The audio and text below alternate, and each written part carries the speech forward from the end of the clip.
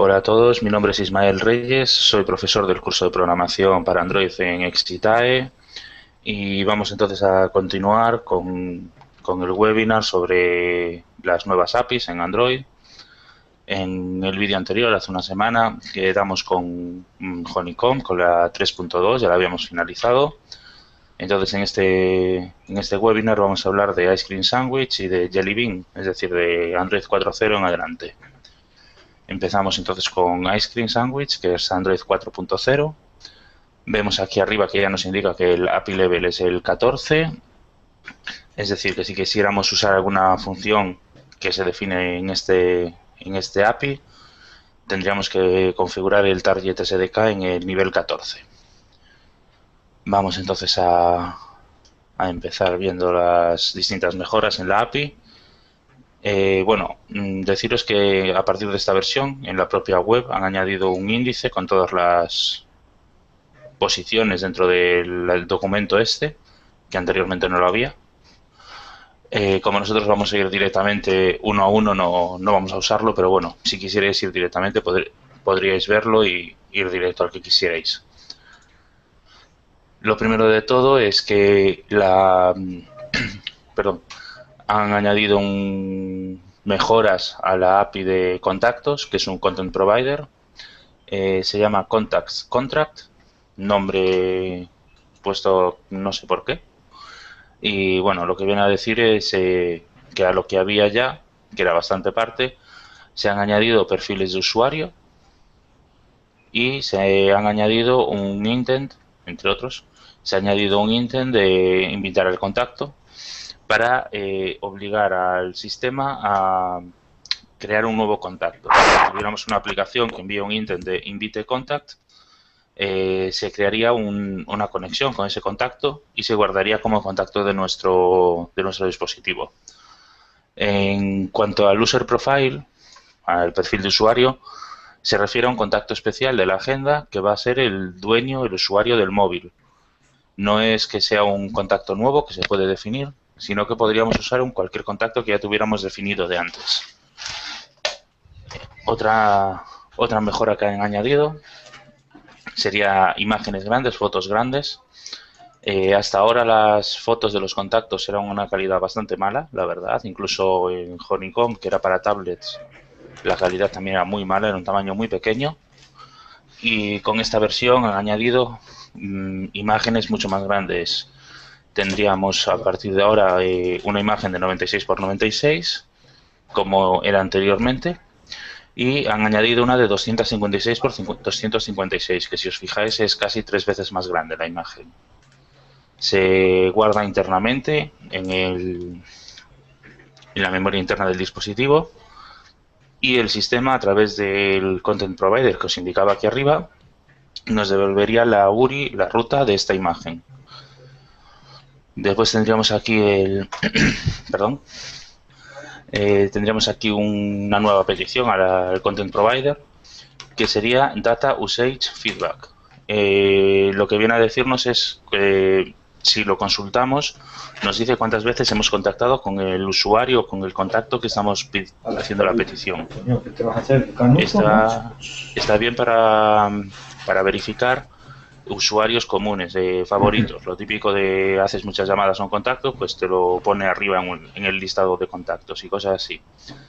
Poco más que eso tiene de funcionalidad, la verdad, pero bueno, si estáis haciendo una aplicación de contactos os ayuda a saber cuáles son los más contactados del dispositivo.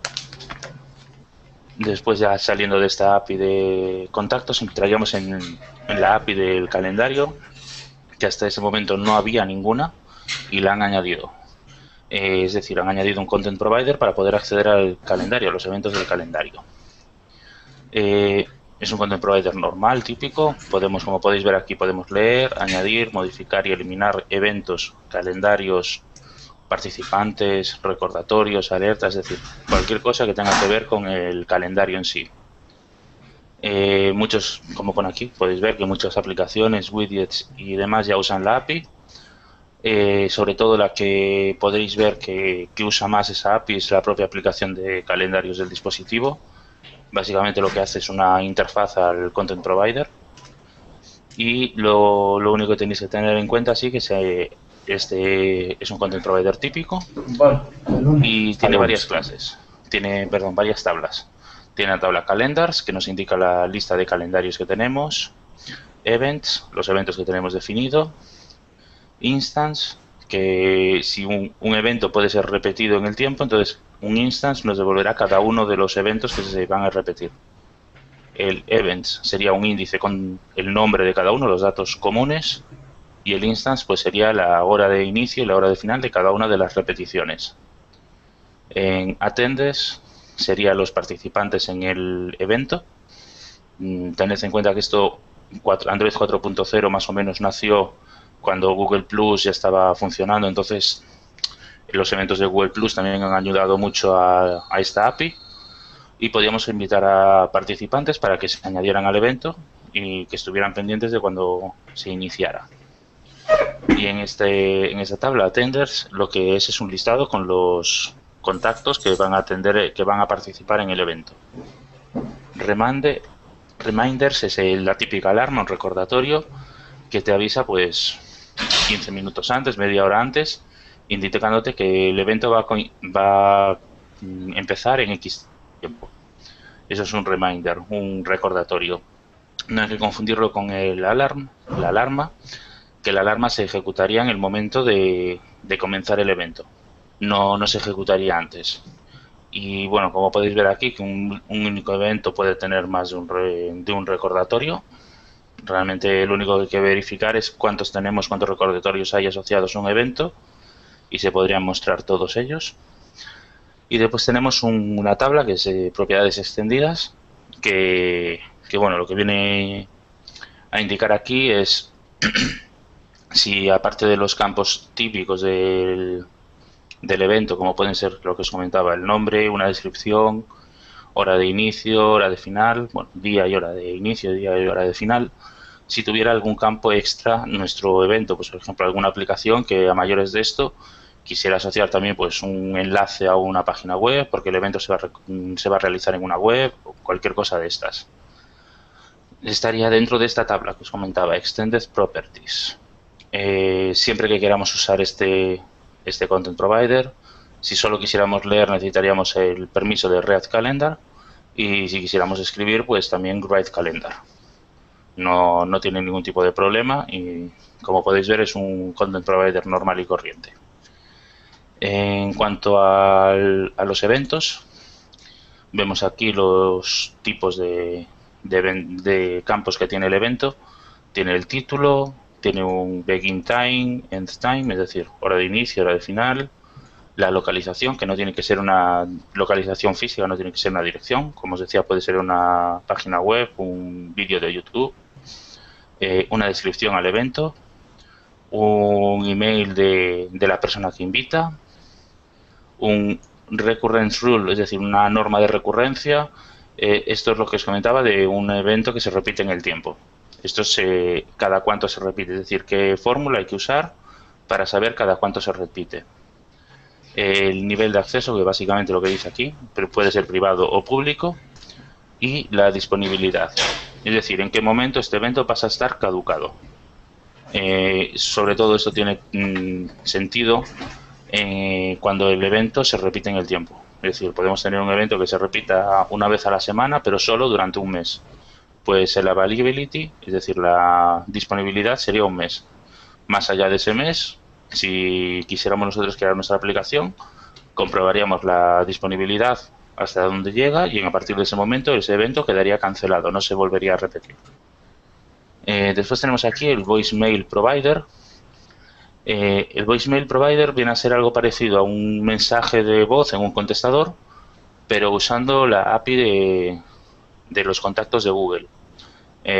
Sería como una especie de correo electrónico con un audio integrado. Realmente no lo he usado directamente en ninguna aplicación, pero bueno, usaríamos el sistema de telefonía normal, pero en vez de hacer una marcación a un número del contacto, sería una marcación especial, sería usando VoIP, voz sobre Internet, al que le mandaríamos a Internet la voz, y un servidor de Google lo guarda y lo enviaría como, ya os digo, como un adjunto a un correo electrónico al contacto que le indicásemos nosotros.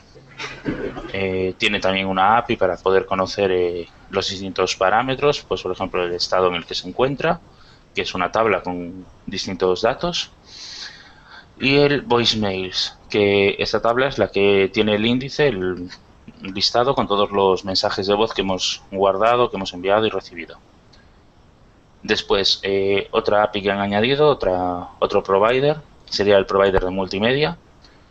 Y lo que se han añadido son más métodos a los que ya había hasta el momento. Recordad que hasta el momento había bastantes métodos sobre... Perdón, esto no es un provider, es una API normal, perdonad. Había bastantes métodos para poder reproducir y grabar vídeo directamente desde nuestra aplicación. Con estas mejoras a multimedia, añaden, por ejemplo, los efectos al vídeo se podrían añadir. Si os fijáis, todos los efectos tienen que ser sobre OpenGL, ya que OpenGL va a la tarjeta gráfica del móvil y por software no sería posible hacerlos en tiempo real. Sin embargo, con OpenGL sí. Tenemos nosotros que definirle todo lo que hay que hacer, igual que cuando sacamos una foto con el dispositivo usando un Surface y demás. En esto sería lo mismo.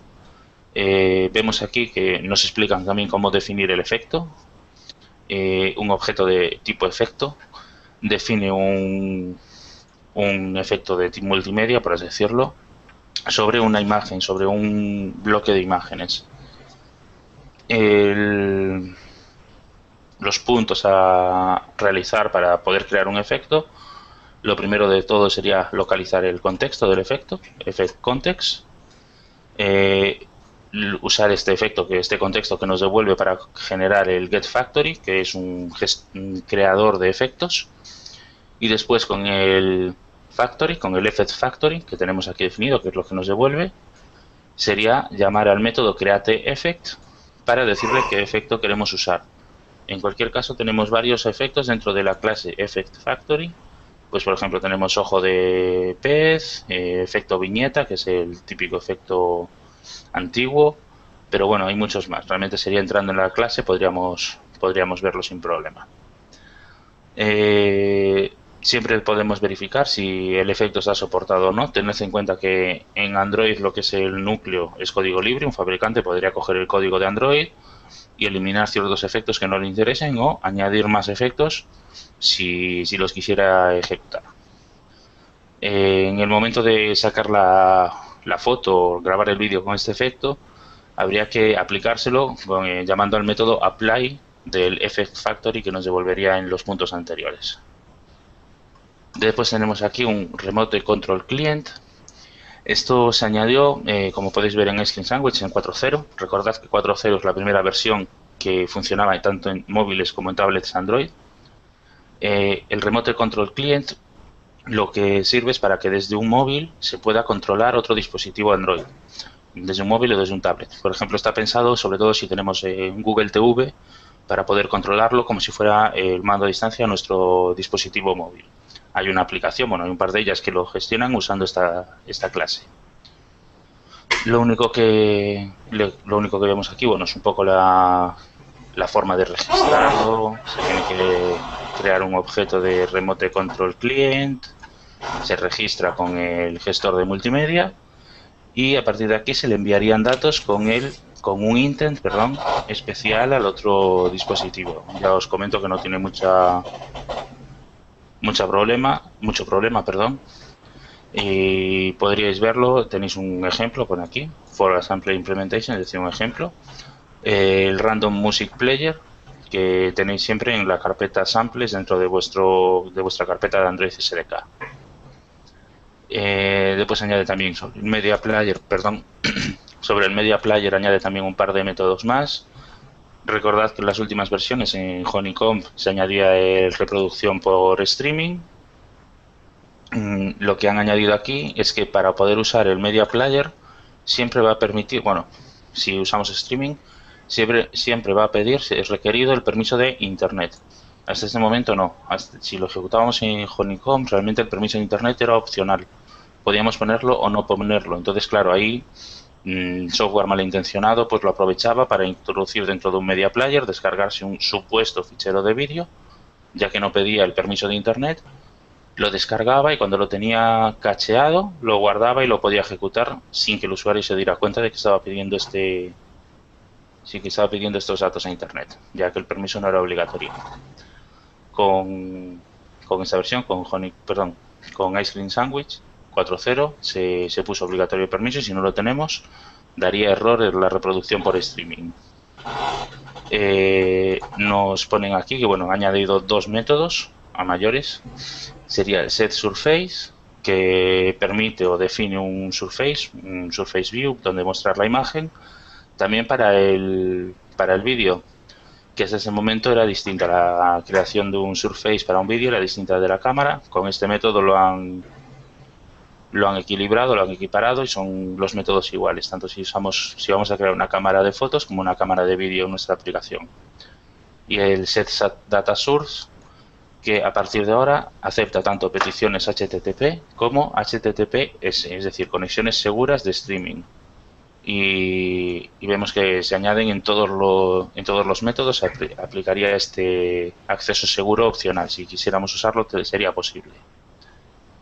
En los tipos de multimedia, vemos que, como os decía, tenemos HTTP, HTTPS, es decir, conexiones seguras que lo han habilitado, codificación ADTS, WebP, que son imágenes muy comprimidas sin pérdida de calidad, y Matroska, que es un formato de vídeo también comprimido y sin pérdidas. Tenéis más información, como veis aquí en el enlace, Support Media Formats. Y poco más. Realmente lo que han añadido son un poco de más posibilidades para la reproducción de vídeo. En cuanto a la cámara, añade una nueva API de detección de caras, Face Detection. Lo único que tendríamos que hacer sería definir el objeto de cámara, nuestra cámara que teníamos definida de antes, por ejemplo, y llamar al método Start Face Detection. De esta forma el sistema ya automáticamente permitiría que nuestra cámara, nuestra aplicación, detecte las caras que se van apareciendo en pantalla de forma automática. Por cada cara que se detecte, va a entrar en el Face Detection Listener con un objeto de tipo camera.face, es decir, tipo cara. Va a definir este camera face, va a definir una región de la cámara donde encuentra la cara, y a cada región le va a asignar un número para evitar posibles confusiones si hay un cambio de un movimiento de la cámara o cosas así, que no intercambien los números las distintas zonas que están detectadas. No os tenéis que preocupar de verificar si es una cara u otra, ya que lo hace el sistema. En cuanto le asigna un ID, se queda fijo. Y añade también no solo un rectángulo alrededor de la cara, sino que añade varios puntos indicando dónde están los ojos y dónde está la boca. De esta forma también se puede detectar que la cámara solo saque una foto si la persona está sonriendo. Se detectaría la forma de la boca y se podría verificar esto. Y a mayores, pone aquí una nota, podéis ver, a mayores se puede decir cuántas caras queremos que detecte como máximo. Sería con Get Max Num Detected Face a la hora de definir la cámara cuando hacemos el Start Face Detection. De esta forma le llamamos al método le pasemos el número de caras que queremos detectar y ya estaría. Y también tened en cuenta que no todos los dispositivos aceptan este detector de cara, depende del chip que usen en la cámara. Después tenemos aquí enfoque y zonas de medida. Hasta esa versión el enfoque se hacía sobre un punto central de la imagen, el típico cuadro que sale cuando pulsamos en el centro o en una parte de la imagen que queremos enfocar. De esta forma, a partir de ahora podríamos hacer que en vez de enfocar en una zona, pueda enfocar en varias a la vez. Vemos aquí que define varios métodos: Get Max Num Focus Areas, Get Max Num Metering Areas, es decir, definir el número de zonas que enfocan y definir el número de zonas que se pueden medir. El de zonas que se pueden medir es un poco raro, pero bueno, zonas que se pueden medir viene a ser para detectar no solo el enfoque, sino pues el contraste o la cantidad de luz que puede introducir la cámara. Está bien, pues por ejemplo, si no recuerdo mal, en la Android 4.0 es donde empezaron a usar el HDR y lo usan para eso. Detectan sobre una zona, ver cuál es la zona que tiene más luz, cuál es la que tiene menos y sacar un par de tomas entre estas zonas. Y con ello formar una imagen en HDR que sería la que le mostraría al usuario, la imagen final. Después tenemos el modo de enfoque continuo. Hasta ahora lo que hacía el sistema era en el momento que pulsabas para sacar la foto, enfocaba. Con este nuevo modo, el autofocus, es un método que se ha añadido, estaría enfocando todo el tiempo. Es decir, tú en el momento que se llame a este método, a partir de este momento, se estaría enfocando en tiempo real toda la cámara, lo que se ve por la pantalla. De esta forma, en vista previa, siempre podríamos ver si está bien enfocado o no el vídeo o la foto. Se han añadido, vemos aquí, otras opciones, otras features a la cámara, que una de ellas que fue bastante pedida, se pueden sacar fotos mientras se está grabando un vídeo, no influye en la grabación, entonces para el usuario pues muchos fabricantes han añadido el modo de vídeo y cuando se empieza a grabar han añadido un pequeño botón que es una cámara que pulsas y lo que hace es sacar una captura de lo que se esté grabando. No la puede sacar a mayor calidad, es decir, si estamos grabando un vídeo en HD, la foto va a ser en HD. Si estamos grabando un vídeo en VGA, que es 320 x 240, la foto va a ser en ese tamaño. No va a intentar hacerlo más grande ni ver la configuración de la cámara ni nada. Sencillamente lo que hace es una captura de lo que se está grabando en esos momentos. Vemos también que se ha definido la exposición y el balance de blancos de forma automática. Son dos métodos que podemos llamar Set Auto White Balance Lock y Set Auto Exposure Lock.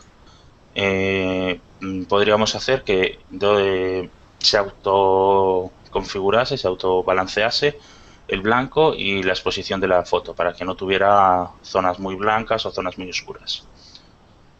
Tenemos también dos intents nuevos que se han añadido, que suceden siempre que sacamos una foto con la cámara o un vídeo. Es decir, si sacamos una foto, nuestra aplicación podría detectar cuando se toma una nueva foto con este intent filter.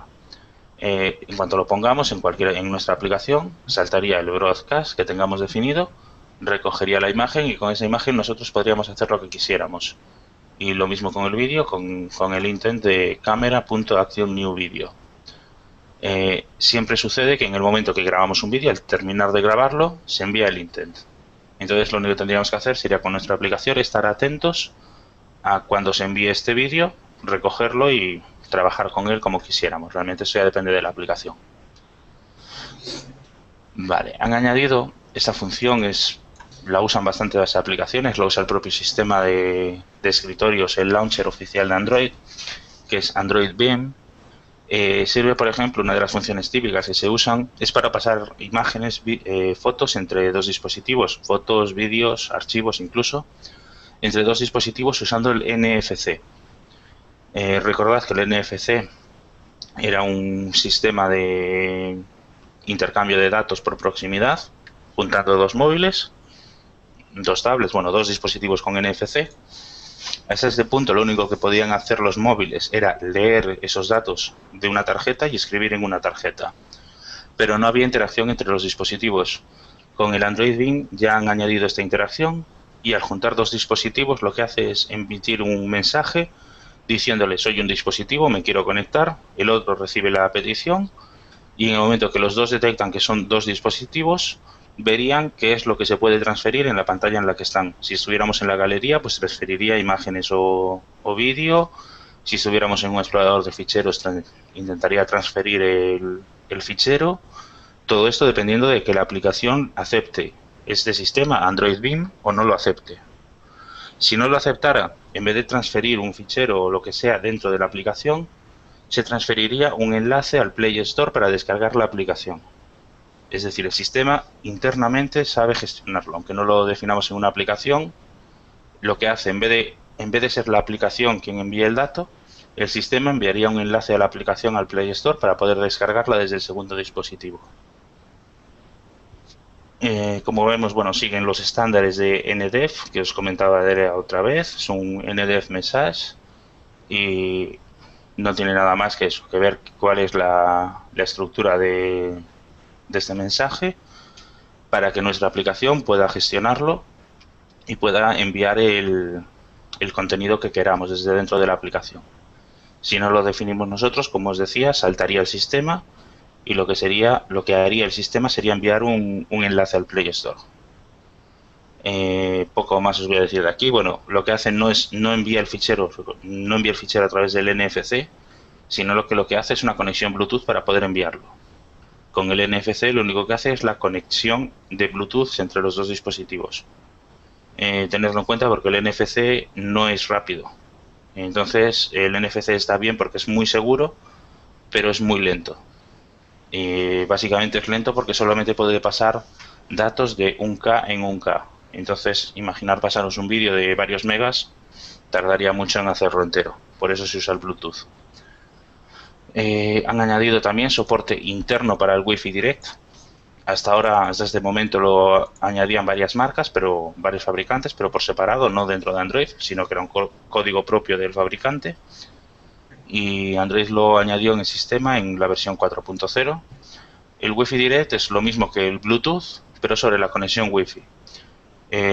Con las ventajas que tiene el Wi-Fi, claro. Tiene mayor alcance, mayor velocidad, es menos impredecible. Un Wi-Fi podemos separar el móvil varios metros, va a seguir funcionando. Un Bluetooth, en el momento que nos separemos 1,5 metros, 2 metros, ya no funciona normalmente o va a ir muy lento. Entonces, como podemos ver, el Wi-Fi Direct está dentro del paquete android.net.wifi.p2p, dispositivo a dispositivo o persona a persona. Y nada, no tiene nada más que realizar la inicialización llamando al método initialize, después discover peers, es decir, descubrir componentes, por así decirlo, y cuando lo tengamos descubierto, seleccionando uno, el usuario seleccionando uno, llamamos al método connect y a partir de ese momento ya lo conectaríamos. Y a partir de aquí sería la transferencia de datos. Es decir, esta parte vendría a ser común exactamente igual a lo que es la parte de Bluetooth de Discovery, y a partir de aquí ya sería la transferencia de datos con el otro dispositivo, igual que se hacía en el Bluetooth, se hace con el Wi-Fi. Como podemos ver, tenemos peticiones, posibilidad de enviar a un único participante, a un único dispositivo. Podemos enviar a un grupo Info Listener. Poco más que decir. Como podéis ver, tiene bastantes más ventajas que la que os decía solo de la velocidad y la distancia. En Bluetooth es imposible enviar a un grupo más de un archivo. Es decir, no sería posible desde un dispositivo enviarlo a 5 a la vez, solo sería de 1 a 1. Y con el Wi-Fi Direct han añadido la posibilidad de enviarlo a varios dispositivos a la vez. Deciros que también necesita estos permisos: Access Wi-Fi State, Change Wi-Fi State y el permiso de Internet, que vemos aquí que lo explica, pero bueno, básicamente el permiso de Internet se pide porque si no el sistema, la aplicación, el sistema no nos permitiría acceder a la parte de Wi-Fi. Para acceder al Wi-Fi, sea el uso que le queramos dar, sea el que sea, siempre tenemos que pedir Internet, ya sea para conectarnos a Internet realmente, o ya sea para hacer una conexión de dispositivo a dispositivo con Wi-Fi Direct. El acceso al chip Wi-Fi es obligatorio pedir siempre el permiso de Internet, si no nos va a dar error. Vemos aquí también nos define un par de eventos, un par de filters, intent filter, que podríamos definir en nuestra aplicación para poder detectar cualquier cambio que suceda con el Wi-Fi Direct. Tenemos también una demo, un ejemplo en la carpeta de ejemplos del Android SDK, por si queremos revisarlo. En la parte de Bluetooth han añadido, no sé si os acordáis de la parte de Bluetooth accessories, de accesorios de USB, perdón, no de Bluetooth, accesorios a USB. Lo han mejorado y han añadido también Bluetooth Health Device.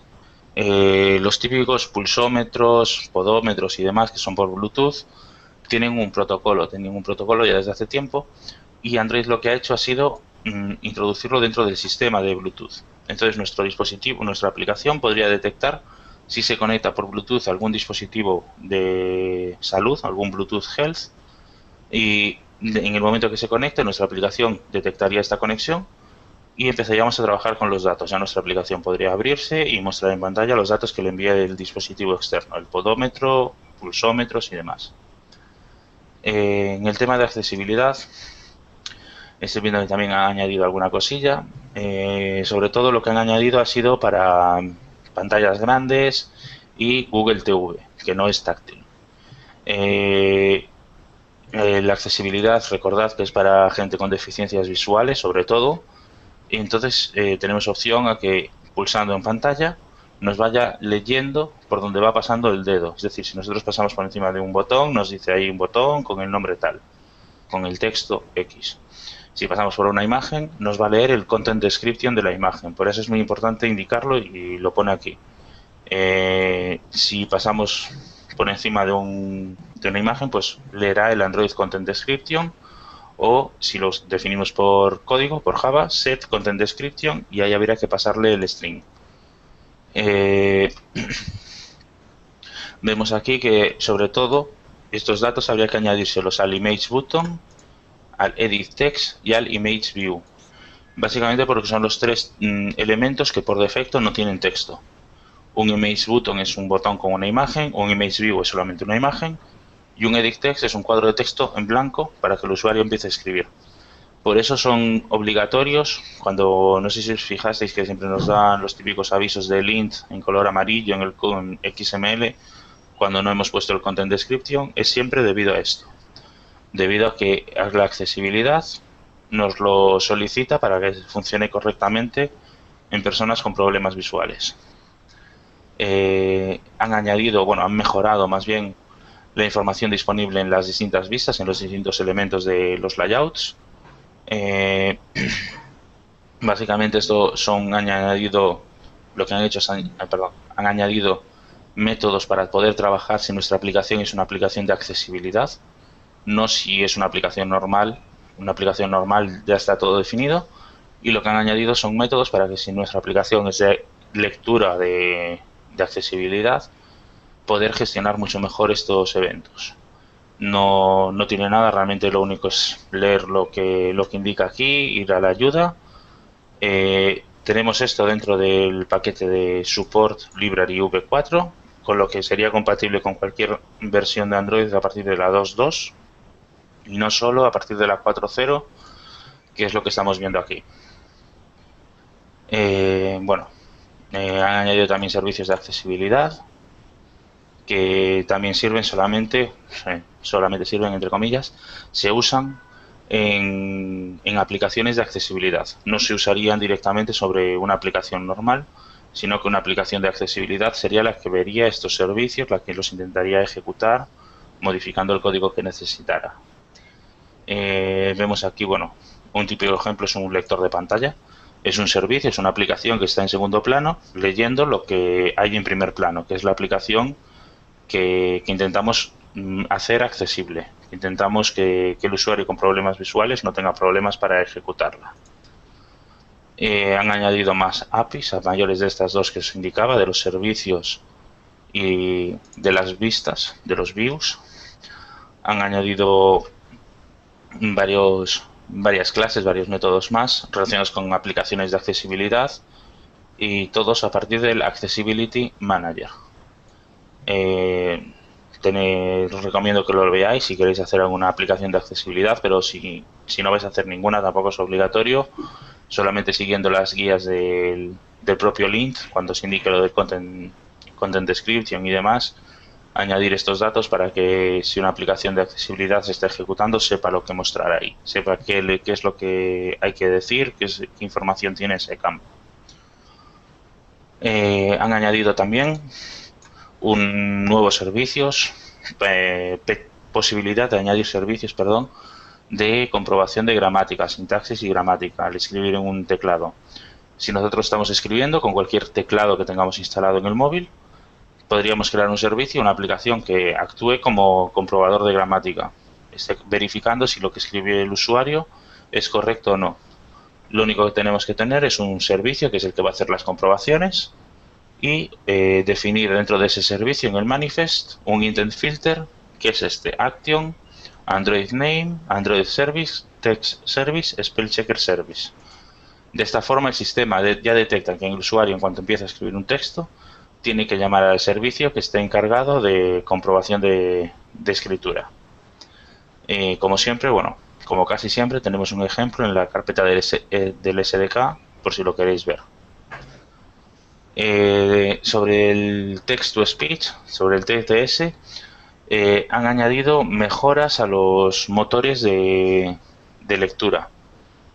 Ya no solamente en el tema de interno, como hasta ahora, que la única voz posible era la propia de Android. Con las mejoras aquí, lo que han hecho es poder definir mejores motores, mejores engines de lectura y completamente externos a Android. Cualquier empresa podría crear su propio lector de texto y añadirlo como una aplicación separada, perfectamente funcional. En esta parte, en el Building Text-to-Speech Engine, os explican cómo hacerlo, y en el Using Text-to-Speech Engines os explicarían cómo usarlos.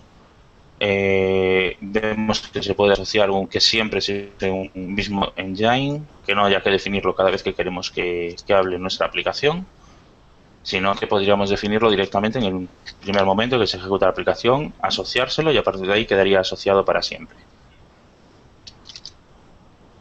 Seguimos bajando y vemos entonces aquí, bueno, sobre el motor de lectura tenemos también un ejemplo. Por si quisiéramos crear uno nuestro propio, tendríamos el ejemplo siempre en el Android SDK de cómo crear uno basándonos en su código directamente. Después tenemos estadísticas de uso de red, de Internet.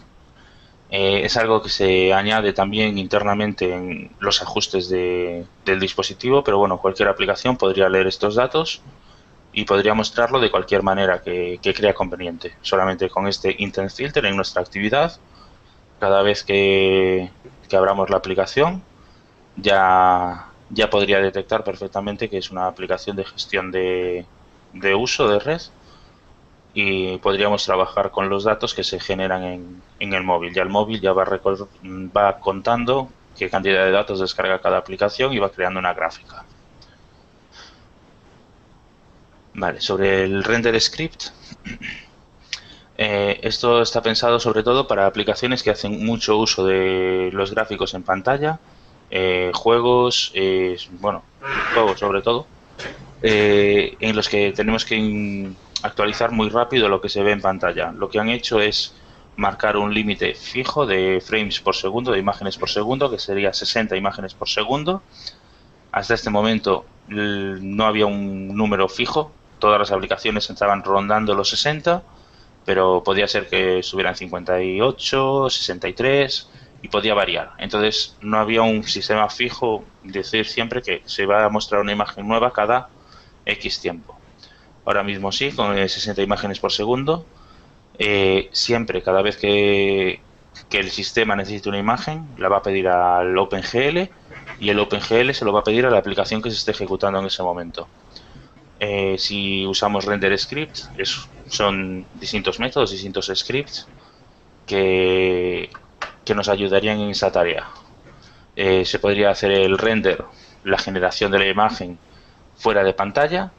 Se podría hacer dentro de un elemento, o se podría hacer incluso por cada una de las APIs que estemos usando. Si, ya os digo, si vais a hacer una aplicación o un juego que lo use, en el 90% de los casos vais a necesitar render script para poder verificar correctamente que los datos se envíen bien en el tiempo adecuado.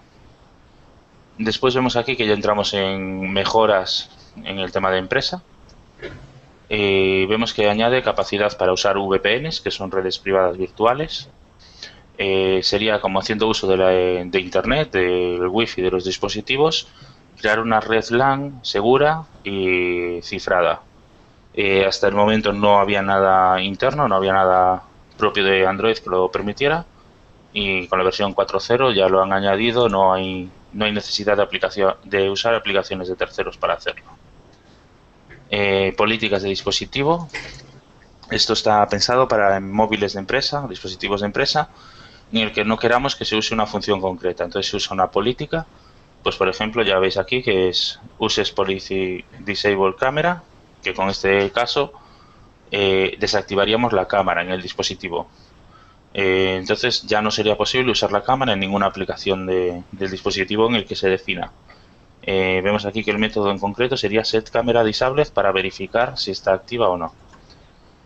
Por defecto no os tenéis que preocupar. Si tenéis una aplicación, la subís al Play Store que pide la cámara. Si un dispositivo tiene desactivada la cámara con esta política, ya no aparecería la aplicación. Ese dispositivo no sería posible que la instalara.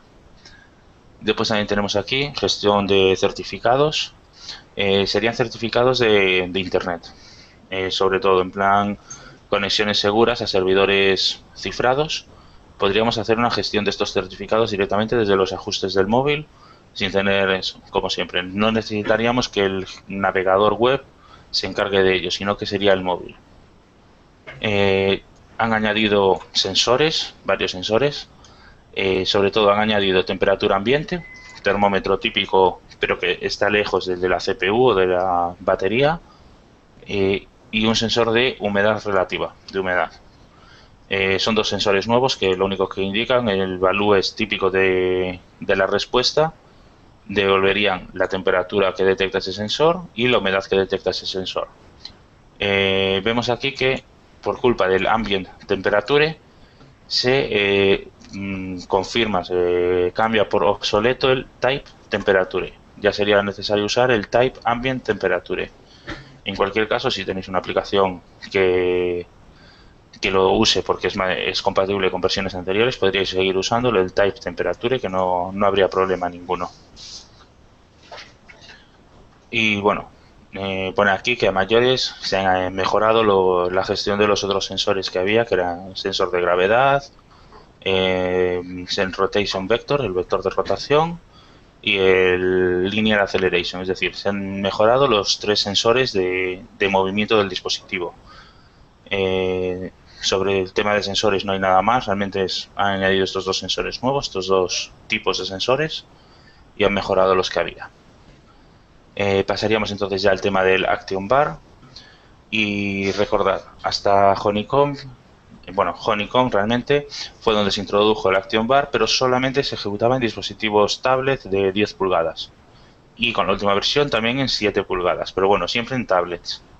Entonces tenían que idear algún método para mostrar estos Action Bars en un móvil con una pantalla mucho más pequeña y que no se viera mal, claro. Y lo que hicieron fue hacer un Split Action Bar, que básicamente lo que hace es dividir el Action Bar en dos zonas.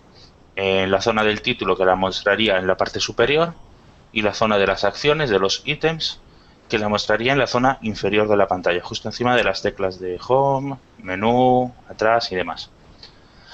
Tenemos después Action Bar Styles, que bueno, viene a ser para aplicar distintos estilos al Action Bar.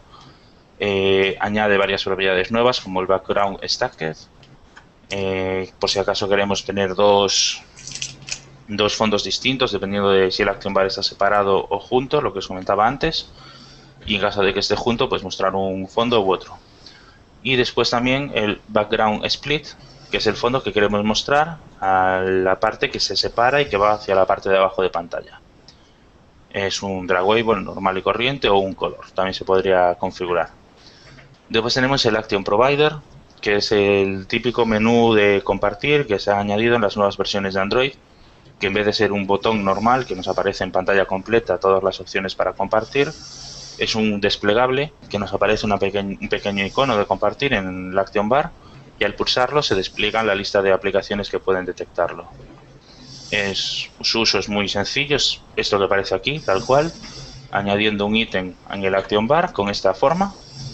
Verificamos aquí que tenemos el Android 2.Action Provider Class, ya le decimos al sistema cuál usar, Y después en el onCreate de Options Menu, lo único que hay que hacer es definir el intent que vamos a generar. Esto va a ser un método, el createShareIntent, es un método que tendremos que definir nosotros. Como siempre, tenéis un ejemplo en la carpeta del SDK de Android y ahí podríais verlo sin problema. El Collapsible Action Views.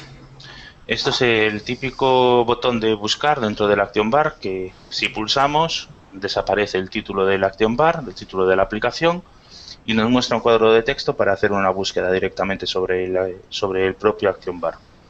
No hay mucho más que explicar, solamente poner en el Android 2 puntos Show as Action el nombre Collapse Action View, el flag Collapse Action View, y de esta forma el sistema ya sabe que ese botón se va a comportar como un cuadro en el que se va a expandir y se va a mostrar información, un edit text o bueno, cualquier layout que nosotros le quisiéramos indicar.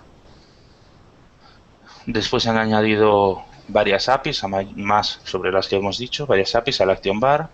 Se añade el Set Home Button Enabled, que es cuando pulsamos encima del icono del Action Bar, va hacia arriba, es como si pulsáramos la flecha Home, el botón Home, pero dentro de la aplicación. Set Icon y Set Logo, para cambiar el icono, la imagen del Action Bar.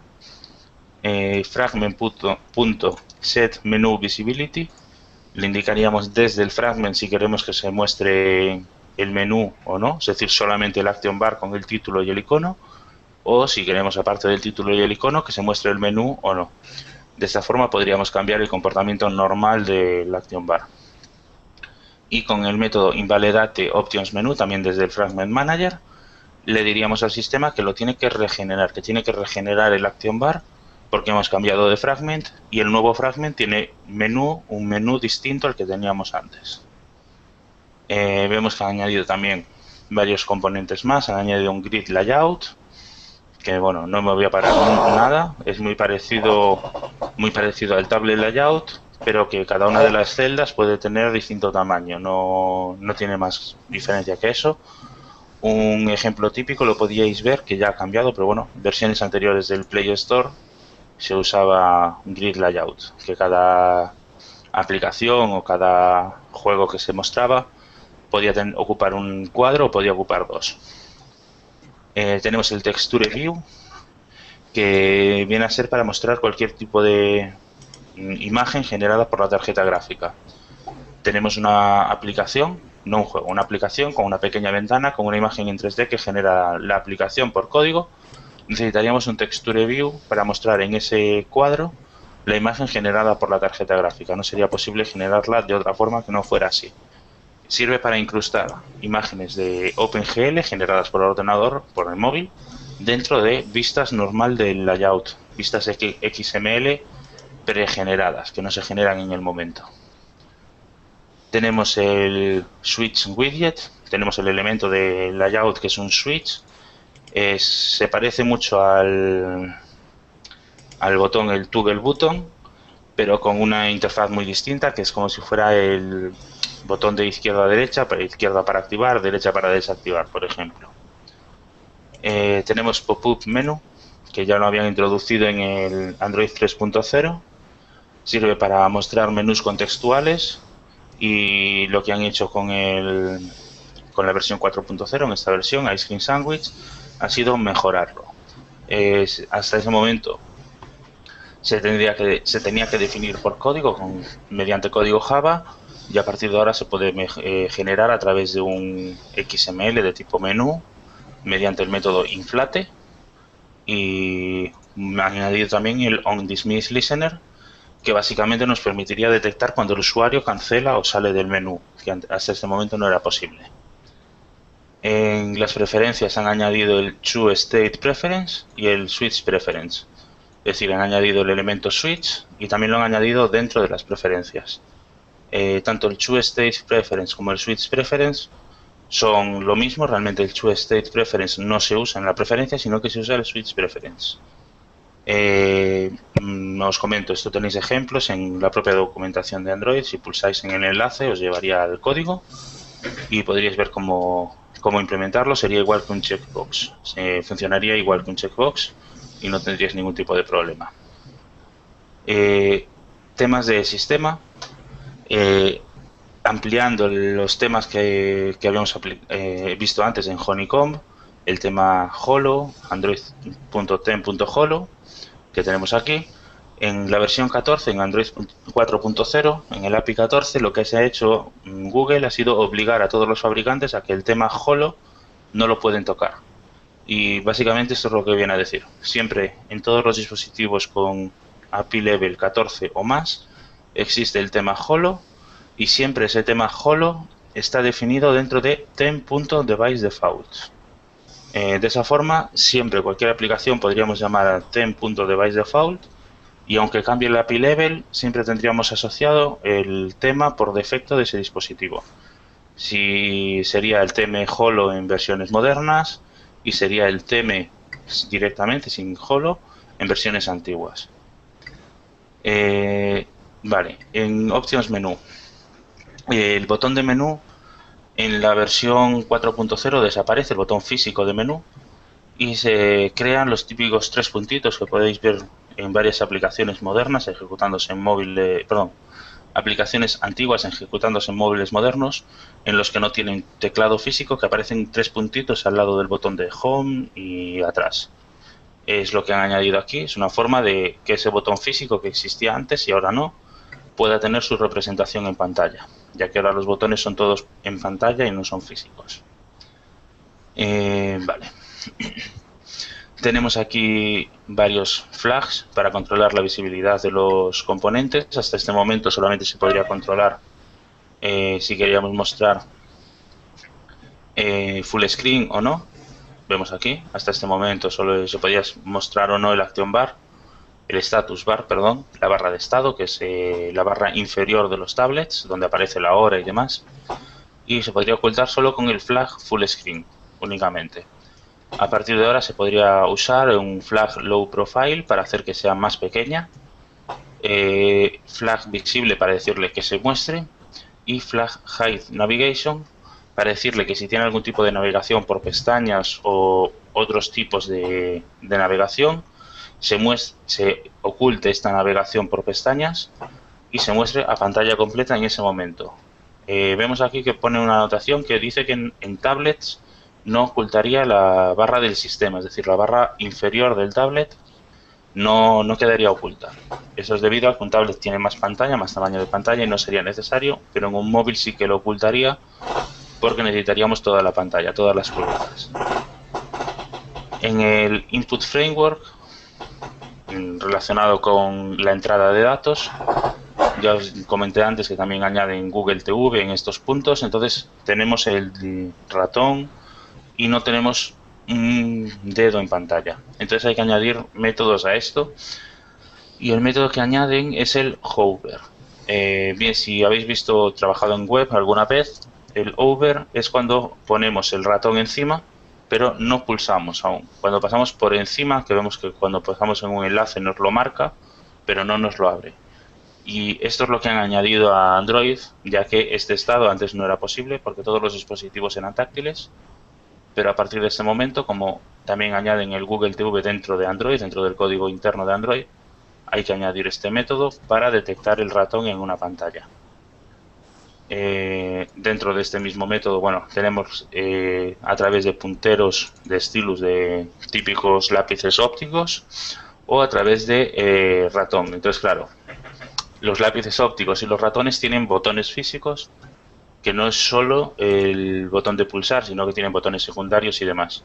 Y lo que han añadido son métodos, han añadido la API para todos estos botones, estos tipos de interacción con las aplicaciones. Y siempre tenéis, como siempre, el ejemplo dentro del SDK. En este caso el ejemplo es Touch Paint, que es donde se podría verificar cómo funcionan estos botones, estas interacciones. Vale, después han añadido, referente a Java, sobre todo, nuevas propiedades para hacer que las clases vayan más rápido, pero eso, bueno, ya os comento que es más interno que otra cosa. Por ejemplo, foo, ya no sé si sabéis que se suele usar mucho el foo y punto .bar para claves, variables, perdón, sin clase definida, como genéricas, que hasta este momento se podría definir de esta forma. Clase objeto punto variable igual al valor y objeto punto set var igual a valor. Vale, a partir de ahora se podría hacer de la siguiente manera. Nombre del objeto, punto set, y después poniéndole primero el objeto en concreto que queremos cambiar el valor y coma el valor que queremos cambiar. No es intuitivo, ya os comento que normalmente no se hace así, es más cómodo usarlo como hacíamos antes con los setters, getters y demás. Pero bueno, que sepáis que se puede usar de esta forma. Nombre de la variable interna de la clase que queremos cambiar, punto set, el nombre del objeto de esa clase y el valor que queremos cambiarle, que queremos asignarle más bien. Viene a decir aquí que realmente el nuevo Object Animator que han añadido en las versiones anteriores lo usa y lo que han hecho ha sido ponerlo público para todos los desarrolladores. Aceleración por hardware, también han añadido bastantes cosas, por ejemplo,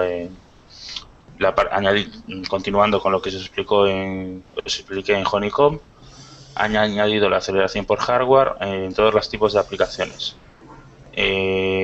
Normalmente en Honeycomb la aceleración por hardware está desactivada y en Ice Cream Sandwich y superiores está activada por defecto. Lo único que tenéis que saber es eso, se ha cambiado la forma de generarlo, pero no va a afectar a vuestro código ni a nada más. Bien, JNI son referencias a librerías internas. Realmente no voy a entrar nada dentro del JNI, ya que no se usan normalmente. Son cabeceras de librerías internas de Android o librerías código Java puro o de código C de librería nativa del sistema. El WebKit, que es el navegador, dice que se han añadido con nuevas fuentes, nuevos idiomas al WebView y que se han mejorado las funciones de testeo de aplicaciones web que usen el WebView. En el navegador de Android se ha actualizado el motor de JavaScript y se han añadido mejoras al propio navegador en el tema de creación de objetos en pantalla, de muestra del HTML. Permisos. Hace una recopilación de los permisos que hemos indicado antes. El Feature también, igual que antes, se ha añadido un pequeño índice con ellos. Y lo único que viene a decir aquí de previous APIs, es decir, APIs anteriores, hace un pequeño resumen de lo que se añadió anteriormente y lo que ha cambiado. No os voy a entrar en esto, ya que os digo que es un poco lo que hemos visto antes, un pequeño resumen de Honeycomb y poco más. Y nada, como siempre al final, recordatorio del API Level, que es en este caso el Android 4.0, es el API Level 14. Si vemos Android 4.03, que este es bastante pequeño, no muy pequeño, pero bueno, solamente es, como siempre, vemos que ha cambiado la tercera cifra, con lo que es una resolución de bugs, realmente no añade nada nuevo. El API Level es el 15. Lo que han añadido en el provider de contactos, han añadido nuevos campos a los contactos, y básicamente lo que hacen estos nuevos campos es asociar al contacto las redes sociales en las que está. Entonces, de esta forma el contacto se actualiza de forma automática cada vez que el contacto que tenemos guardado añade algún nuevo estado en una red social, Google+, Twitter, Facebook, la que tengamos asociada. Si os fijáis en la aplicación de contactos de Android de versiones modernas, ya hacen uso de esta API y muestran en distintas columnas. En una columna los datos del usuario que tenemos guardado, del contacto, y en otra columna los estados que va actualizando en las redes sociales. En el API o en el provider del calendario se añade un nuevo calendario, una nueva tabla que es Colors, y viene a indicar por si queremos relacionar un calendario definido anteriormente con un color concreto. Entonces todos los eventos de ese calendario serían del color configurado en esta tabla. Bueno, del calendario o del contacto. se podría configurar un color de un calendario concreto o eventos creados por un contacto concreto. Añaden un par de APIs nuevas relacionadas con este color, con esta tabla de colores. El color key para eventos, type resource para salas de conferencia. Por si acaso tenemos un evento con muchos participantes, poder dividirlo en zonas, en salas, sin que haya ningún tipo de problema. En el tema de widgets en pantalla, lo que son los app widgets, tenemos un método que es getDefaultPadding for widget, que nos devolvería el padding por defecto de un widget en pantalla. Tened en cuenta que en versiones anteriores a Ice Cream Sandwich el padding lo definía el usuario, perdón, el programador al crear el widget, pero a partir de Android 4.0 lo define el sistema. El sistema ya por defecto ya le añade un padding, así que el programador no es necesario que se lo añada manualmente. Y con este método podríamos saber cuál es el padding que asigna por defecto el dispositivo. Esto depende mucho de cada fabricante porque, como os digo, se puede modificar y hay fabricantes que lo han modificado. En la comprobación de sintaxis para los teclados se ha añadido un nuevo método que es cancel, que cancela cualquier petición de verificación de escritura. Lo que ha hecho el sistema es que cuando un edit text que estaba con un servicio de comprobación de escritura activo, ese edit text se sale de él, se cierra, se envía la petición cancel al servicio que estaba con la comprobación de escritura para que ya no envíe ningún dato más, ya que no es necesario. Se ha añadido un nuevo flag, una nueva bandera, que si está definida, si está activa, el sistema de comprobación de escritura mostraría las palabras recomendadas. Pues si el usuario siempre después de hola escribe ¿qué tal?, pues ya el sistema ya indicaría que normalmente escribe eso, entonces nos lo daría como recomendación, sin que el usuario tenga que escribir nada. Y todo esto recordad que siempre es en versiones posteriores, en este caso la 4.03. Antes de esto no existía la comprobación de escritura, el spell checking. Antes de 4.0 no existía esto, así que si lo quisiéramos añadir tendría que ser internamente dentro de la aplicación de teclado. Bueno, tenemos aquí también que ha añadido el autocorrection. Si el teclado, si nuestra aplicación, nuestro servicio de comprobación de escritura detecta que el usuario ha escrito mal alguna letra, podría autocorregirlo si así está configurado en el teclado. En el tema de Bluetooth, vemos que han añadido varios métodos nuevos. Si os fijáis, casi todos se refieren al UUID, es decir, User ID. Sería métodos asociados a la detección del dispositivo. Como os digo, Ice Cream Sandwich añadieron muchos dispositivos nuevos. Si os fijáis, en 4.0 añadieron el Bluetooth Health, es decir, de dispositivos de salud por Bluetooth. Y lo que han hecho con estos métodos lo que hacen es gestionar correctamente o verificar correctamente estos dispositivos nuevos, o incluso el Remote Control que también vimos en el Ice Cream Sandwich también se vería afectado por estos métodos que se definen aquí. UI Toolkit,